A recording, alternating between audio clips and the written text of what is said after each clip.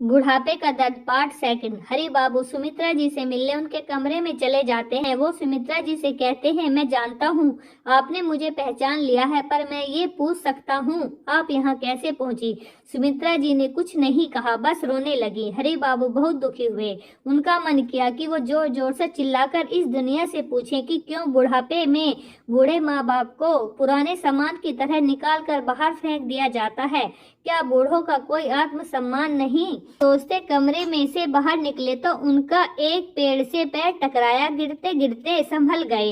एक कर्मचारी बोला, अंकल जी आप ठीक तो हैं, चोट तो नहीं लगी? हरि बाबू प्रांगण में एक बेंच पर बैठ गए और कुछ दिन पहले की घटना को याद करने लगे। वो अपने बाथरूम में फिसल गए थे, पैर में चोट लग गई थी। उनकी बहू चोट को देखकर भी अनदेखा करके काम में लगी रही। उनका बेटा चिल्लाकर बोला, क्या संभलकर काम नहीं कर सकते?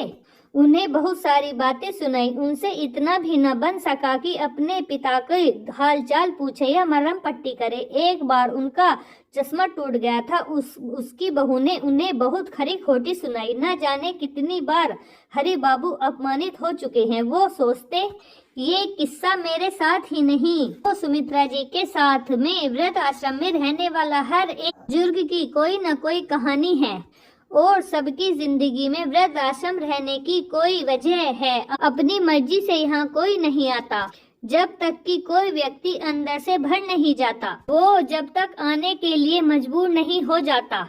हरि बाबू का दिल भी आश्रम में नहीं लग रहा, लेकिन घर में रहने वाले बहू बेटे के दिए घाव भी हैं।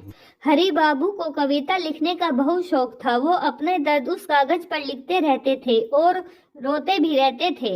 इतने में एक कर्मचारी आकर कहता है, साहब आपके बेटा बहू पोते आपसे मिलने आए हैं। ये सुनकर उनके चेहरे पर नफरत के भाव आ गए।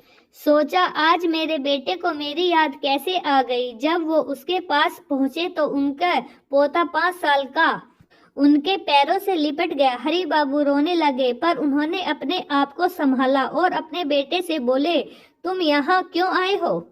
चले जाओ यहाँ से। चीकू का जन्मदिन है, उसका मन है कि आप भी वहाँ रहें। उनका बेटा बोला, पिताजी चले, रिश्तेदार और आपके दोस्त भी आएंगे। जब वो आएंगे तो हम उनसे क्या कहेंगे? हरि बाबू बोले, अच्छा मुझे जन्मदिन पर नहीं, अपने इज्जत बचाने के लिए आए हो। आगे की कहानी में सुनिए क्या होगा। पार्ट 3। राधे राधे।